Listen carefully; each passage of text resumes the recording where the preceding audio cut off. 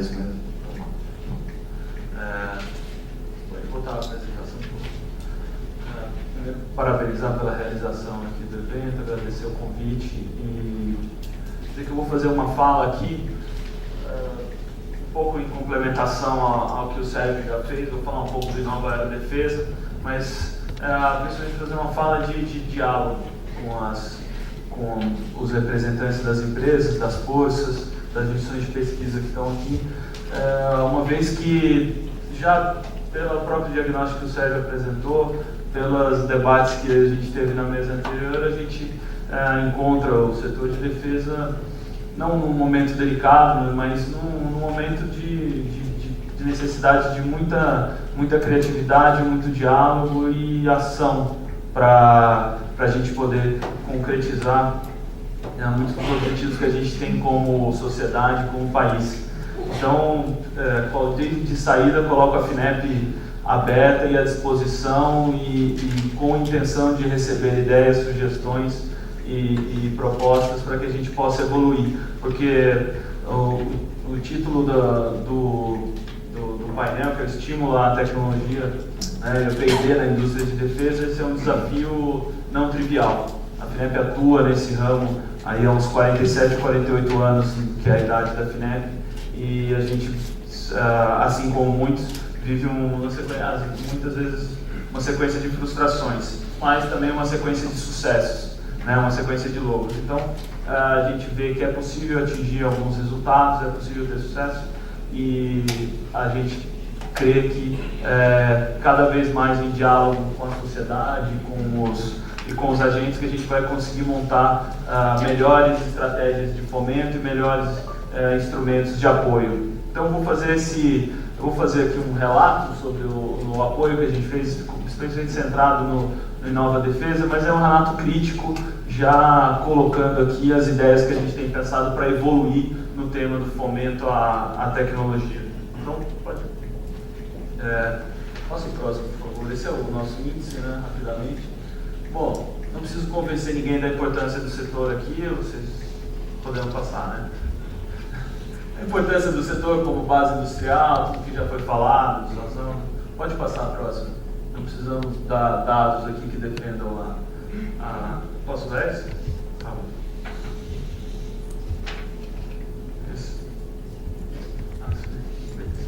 Acho que aqui tem um dado, esse dado é mais interessante, que é a evolução.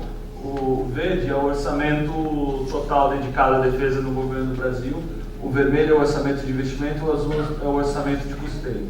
De novo, é um orçamento, não é o financeiro, mas eu acho que a linha de tendência mostra claramente um aumento da intenção de investimento.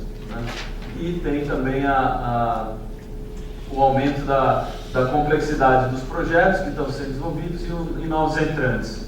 Então, é um momento interessante do setor. Não é um momento de atenção, mas é um momento interessante. Há uma crescente disposição do governo em investir.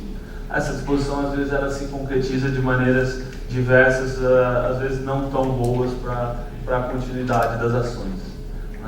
As principais políticas públicas do setor, elas vêm sendo aqui implementadas já desde algum tempo, e o principal que eu pretendo tratar é essa ação que a gente lançou, o Inova Aerodefesa, que foi lançado em 2013, mas a gente pode ver que, além do orçamento, a dedicação a um conjunto de instrumentos para o setor que foram desenvolvidos ao longo dos últimos anos. Quer dizer, há interesse, a foco de política, a própria política, a estratégia para o setor, há uma intenção de orçamento e há uma mobilização do ponto de vista da estrutura das leis e dos planos.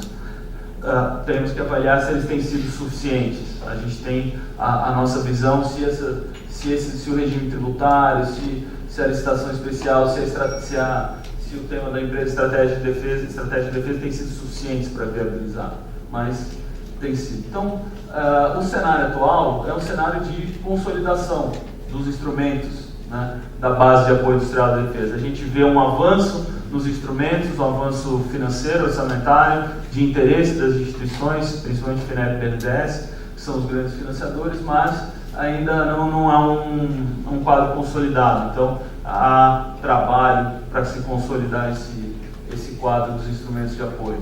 A compra do Estado aqui tem uma centralidade para a gente, e a previsibilidade e a regularidade, além da possibilidade da compra. Não está clara os mecanismos de compra pública, não estão ainda, na nossa visão, avançados o suficiente para viabilizar os projetos principais de P&D, os projetos realmente ousados e de transformação.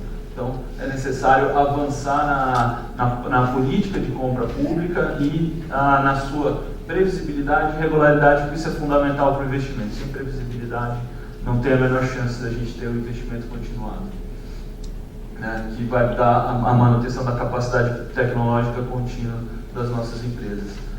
E aqui a utilização dos próprios contratos de fornecimento de compras como garantia facilitaria imensamente a concessão de crédito pela FINEP. A gente já abriu essa possibilidade, eu vou mostrar mais à frente. Isso viabilizou parcialmente a contratação de um determinado número de empresas, mas é um instrumento importante, a gente precisa avançar nisso porque diminui muito o custo das empresas.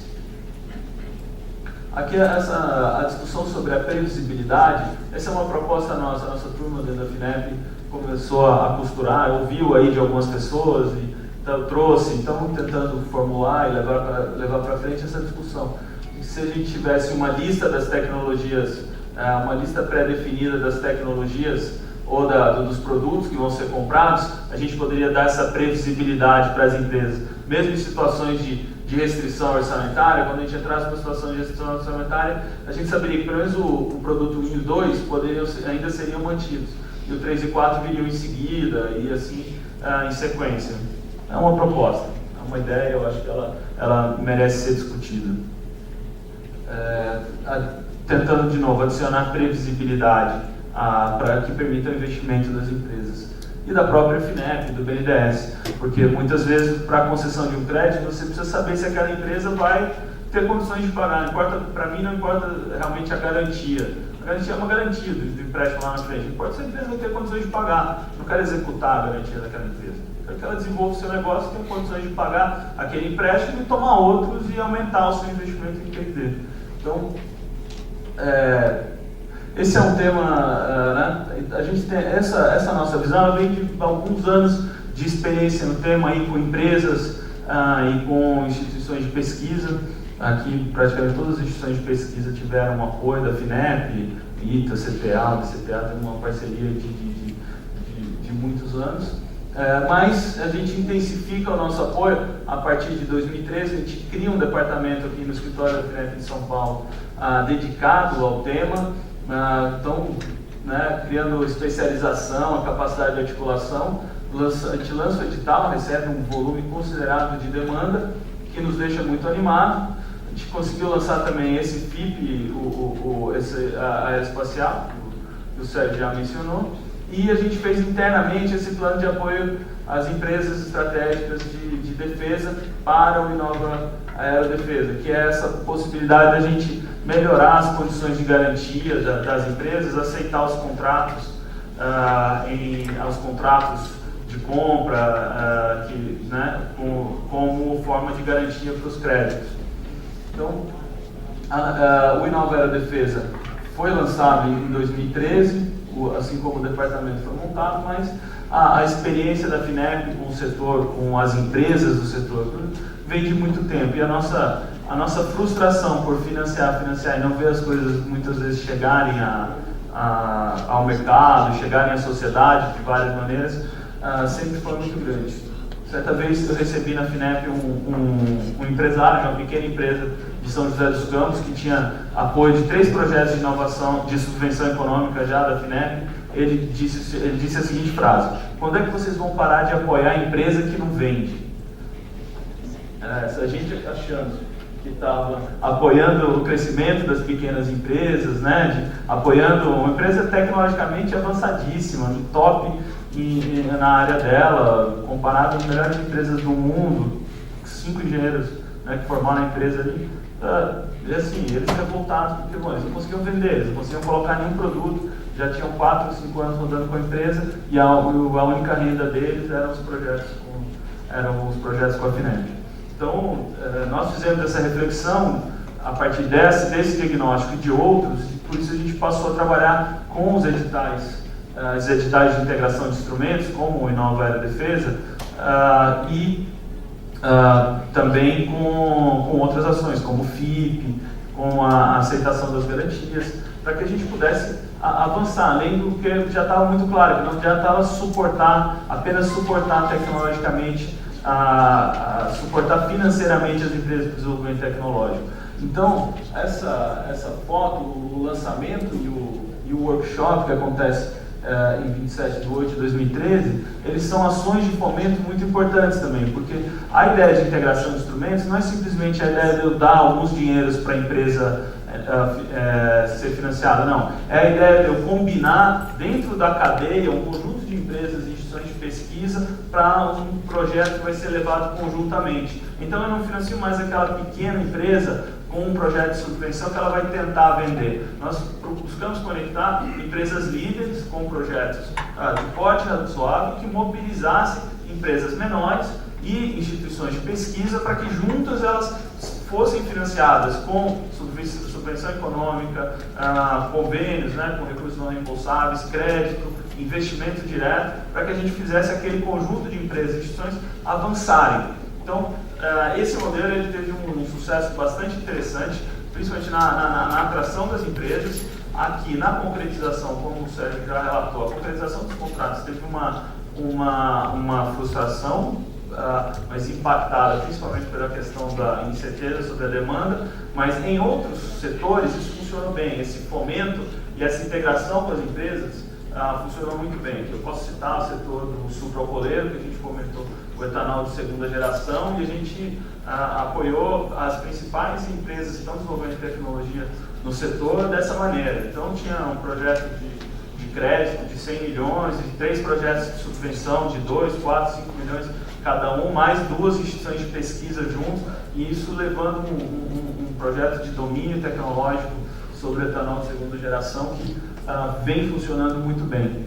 Aqui a frustração na concretização vem por a dúvida na questão da demanda, mas o workshop ele teve esse papel, o lançamento, a mobilização digital, ele teve esse papel para além do financiamento, o papel de mobilizar os agentes, botar eles em contato e procurar gerar essa articulação. Então, lembrando, não é só o dinheiro, é uma forma de atração para estimular as empresas a fazer coisas que elas não fariam, mas de novo, a empresa não vai investir se ela não tiver alguma previsibilidade, alguma visão de mercado mais adiante. Então, o resumo do resultado do instrumento lá na FINEP, a gente tem uma coisa que é mais geral, que é o resultado geral do edital. Eu posso mostrar para vocês aqui, a gente ficou lá na FINEP com 44 empresas selecionadas, um total de 3 bilhões e 700 aprovados. E a gente terminou aqui embaixo com uma contratação muito abaixo disso. A gente aprovou aqui 15, no final conseguiu aprovar 15 projetos dos 44, 15 empresas, e mesmo assim até o momento nós contratamos 2 só, aqui com crédito, Essa é a parte do crédito. Então, a gente consegue ver como o nível de frustração é bastante alto. E a subvenção e o cooperativo e CT Empresa, a gente contratou eles praticamente todos e já conseguiu liberar boa parte deles, o que dentro da condição atual do orçamento no Brasil é uma amostra de como a gente vem priorizando isso. Mas a contratação do crédito para as empresas, e aqui por várias razões que o Sérgio citou, mas especialmente a desistência por causa da falta da visão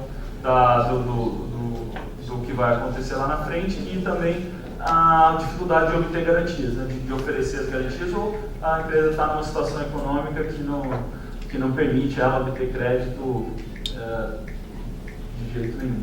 Então esse é um pouco o resultado. A gente ficou empolgado com a demanda, empolgado com a qualidade dos projetos que a gente recebeu. A demanda total era 9 bilhões aproximadamente,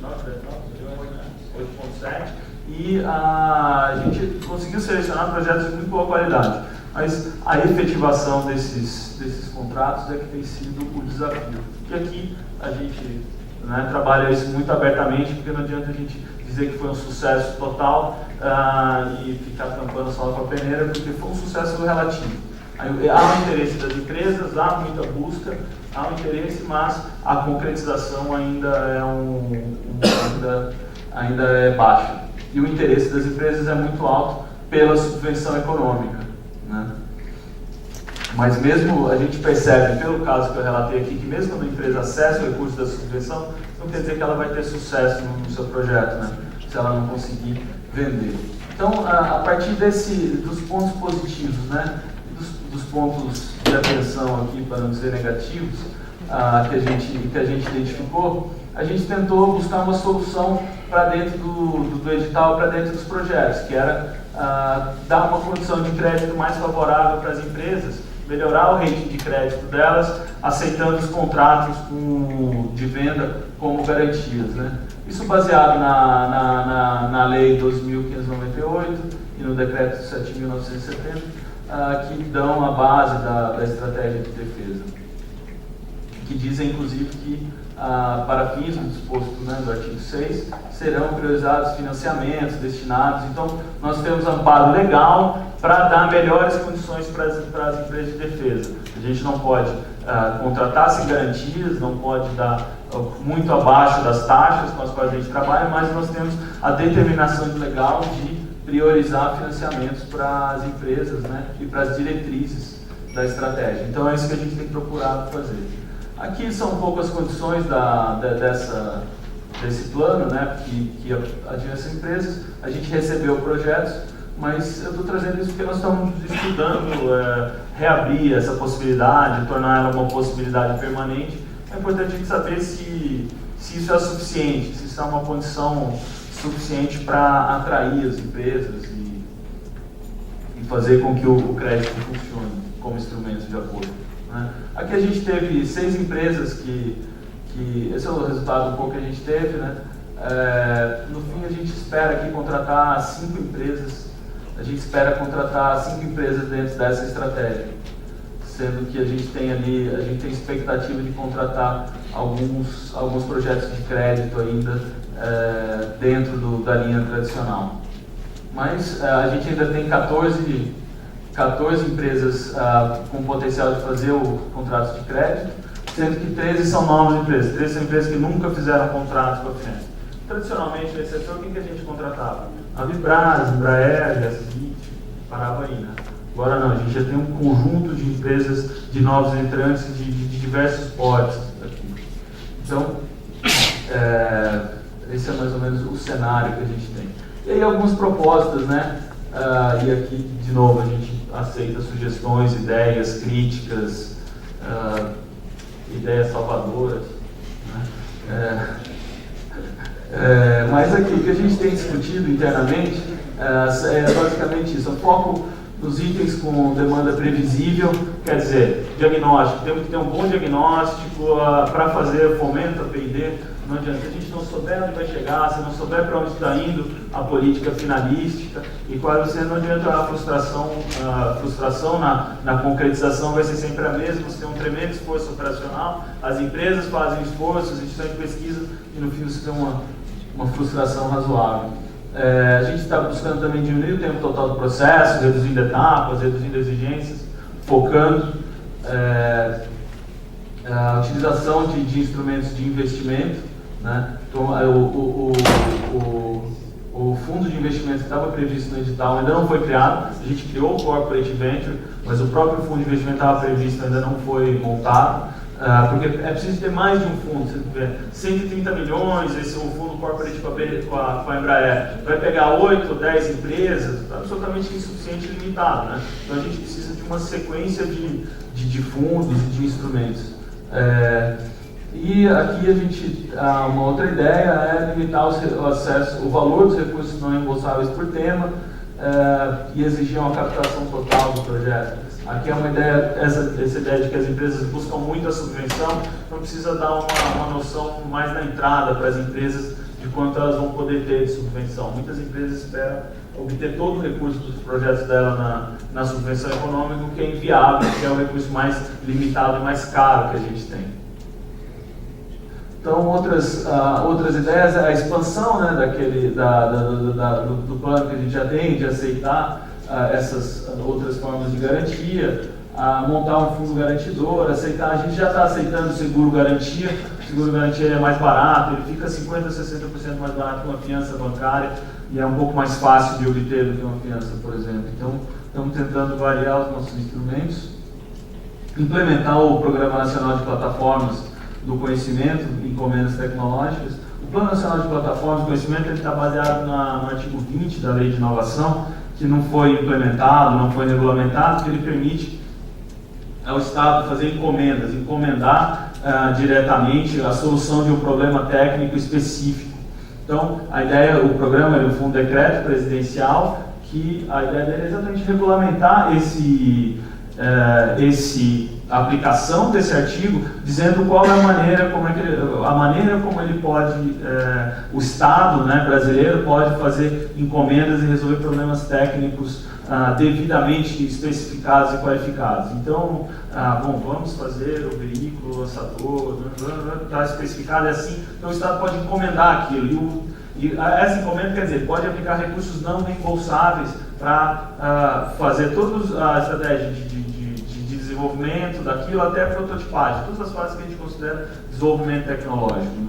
Então, esse é um programa que a gente põe muita fé, e o ministro Valdo Rebelo já ressaltou que tem a intenção de implementar, e defesa é um dos setores prioritários, né? Defesa aeronáutica. A plataforma que teve o avanço mais interessante na sua definição foi a plataforma do avião verde, do avião verde, que já seria a próxima geração de aviões e tal. Está no ponto mais avançado de especificação. E aqui aprofundar também a nossa interação com as compras públicas e com processos de transferência de tecnologia. Né? A gente já tem um trabalho conjunto com a AEB, também a gente já apoia o satélite geoestacionário. Aqui a ideia é a gente avançar na adequação dos mecanismos de compra pública e avançar também no aprendizado do apoio desses processos de transferência de tecnologia, que não são triviais, não são simples e colocam desafios para os órgãos de fomento e para as empresas. Porque para a gente, por exemplo, não adianta financiar uma empresa para ela dominar uma tecnologia e tal, se ela não vai ter o que fazer com aquela tecnologia, para quem vender, vai ter todo um movimento, todo um investimento nosso, da empresa, que depois vai resultar em nada. Né? Então, a gente precisa precisa aprender a fazer isso. Eu diria que pouca gente no Brasil sabe fazer processos de transferência de tecnologia efetivamente, e nós estamos aprendendo a apoiar esses processos. Era isso, pessoal. Desculpa se eu falei aqui muito acelerado. E, bom, obrigado.